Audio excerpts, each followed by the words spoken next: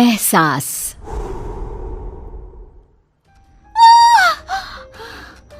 फिर एक सपना, उसके पूरे होने का डर क्यों? ये सब क्यों हो रहा है मेरे साथ? क्यों? प्रीति और उसके सपने, अनकहे अनजाने, कुछ राज समेटे हुए। ये कहानी शुरू होती है बंगाल के एक छोटे से शहर वीरानगंज से, जहाँ प्रीति अपने परिवार के साथ रहती थी। उसे बचपन से ही अजीबोगरीब एहसास हुआ करते थे, जिसके होने की वजह से वो आज तक अनजान थी। क्या हुआ बेटा, तू चीखी क्यों? बड़ी माँ, सपने में एक काले कपड़े पहना आदमी हाथ में खंजर लिए मेरे पीछे भाग रहा था। मैं चीखती हुई भाग रही थी और तभी मेरी नींद टूट गई। वो काले कपड़े वाला आदमी कौन होगा बड़ी माँ? ये सब कुछ नहीं होता बेटा, बस एक सपना था। वो इंसान है हम, तो सपने तो आएंगे ही ना। इन चीजों में दिमाग मत लगाया कर, सो जा। रूपा प्रीति को सांत्वना देकर कमरे से बाहर तो आ जाती है, पर उसका मन भी डर से भर जाता है। इतिहास अपने आप को दोहरा रहा है। हे देवी माँ, मेरी बच्ची की रक्षा करना। अगली सुबह प्रीति रोज की तरह कॉलेज के लिए निकलती है। रास्ते में उसकी नजर हूबहू वैसे ही आदमी पर पड़ती है जिसे उसने सपने में देखा था। उसका चेहरा बिल्कुल काला और आंखें लाल थी। वो अपनी आंखें बड़ी बड़ी कर प्रीति को देखता है। बड़ी माँ मानती ही नहीं है।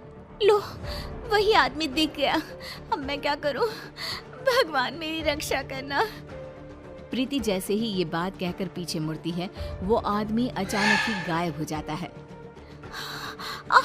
मेरा हाथ, बहुत जलन हो रही है। प्रीति क्या देखती है कि उसके हाथ में हर तरफ नोचने के निशान थे। ये अचानक मेरे हाथों पर खरोच के निशान कैसे आ रहे हैं? लग रहा है किसी ने बेरहमी से नोचा है। बहुत दर्द हो रहा है। कॉलेज पहुंचते ही कोई क्रीम लगाती हूँ। प्रीति जैसे ही कॉलेज पहुंचती है, उसकी शरीर के निशान देखकर उसके फ्रेंड्स चौंक जाते हैं। प्रिया कहती है, ये ऐसे खरोच के निशान? लग रहा है किसी जानवर ने नोचा हो। ये कैसे हुआ प्रीति? पता नहीं यार, अचानक ही। ऐसी खरोंचें तो अक्सर किसी बुरे सांप के छूने से आ जाती हैं प्रीति। क्या यार, तू भी इसे डरा रहा है? अरे लग गई होगी कोई चोट। कोई चोट नहीं लगी मुझे। शिवम सही कह रहा है। मुझे रास्ते में एक अनजान शख्स दिखाई दिया और उसे मैंने सपने में भी देखा था।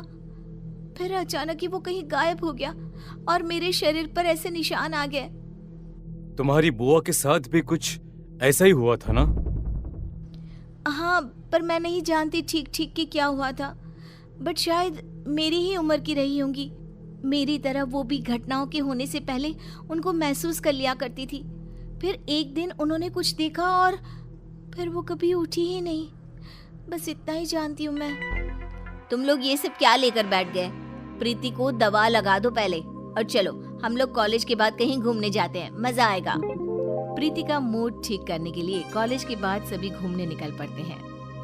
सड़क दोनों तरफ से पेड़ों से घिरी हुई, एक ऐसा सफर जो सबका मन मोह ले। रास्ते में प्रीति की नजर एक हवेली पर पड़ती है। चलो ना, यहीं चलते हैं, खंडर सा भी है, मजा आएगा। पुरानी चीजें देखी नहीं कि प्रीति का मूड चंगा हो ही जाता है। अच्छा है, चलो वहीं चलते हैं। तीनों गाड़ी से उतरकर उस हवेली में जाते हैं। 1912। 1912? ये क्या है?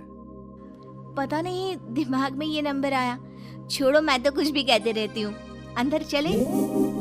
तीनों उस पुरानी हवेली के अंदर जाते हैं। प्रीति जैसे ही हवेली की दहलीज पर कदम रखती है, अचानक आंधी तूफान सा माहौल हो जाता है और तेज ठंडी हवा बहने लगती है।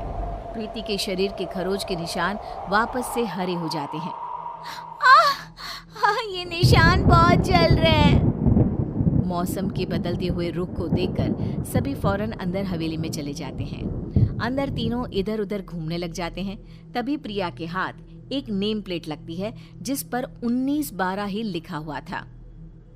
प्रीति देख, इस नेम प्लेट पर क्या लिखा हुआ है? कर्णिका पैलेस 1912। तेरी बुआ का नाम भी तो कर्णिका ही था ना? हाँ, मतलब कि ये घर मेरा भी है, पर सबने आज तक ये छुपाया क्यों? तभी प्रीति ऊपर देखती है जहां उसे गैलरी में वही काला साया दिखाई देता है जो प्रीति को देखकर मुस्कुराता है। देखो फ्रेंड्स, वही काला साया है ऊपर। सभी ऊपर देखते हैं पर ऊपर कोई नहीं होता। कहाँ गया? अभी तो यही था। मुझे कुछ एहसास हो रहा है फ्रेंड्स, लगता है मानो इसी हवेली में मैं रही हूँ, पहले, बहुत पहले। तभी अपनी आंखों के सामने प्रीति को कुछ चीज दिखाई देनी शुरू होती है। वो देखती है कि उसकी बुआ उसी अनजान आदमी के साथ कोई तंत्र साधना कर रही है।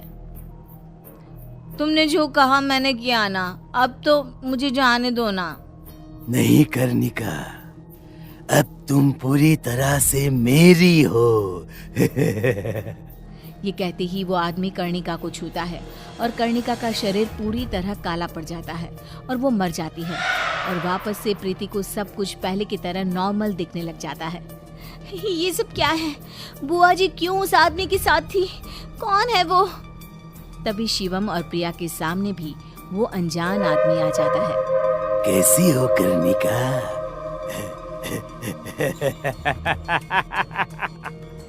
प्रीति के रूप में फिर से पैदा हुई तुम, पर देखो देखो किस्मत वापस मेरे ही पास आ गई ना।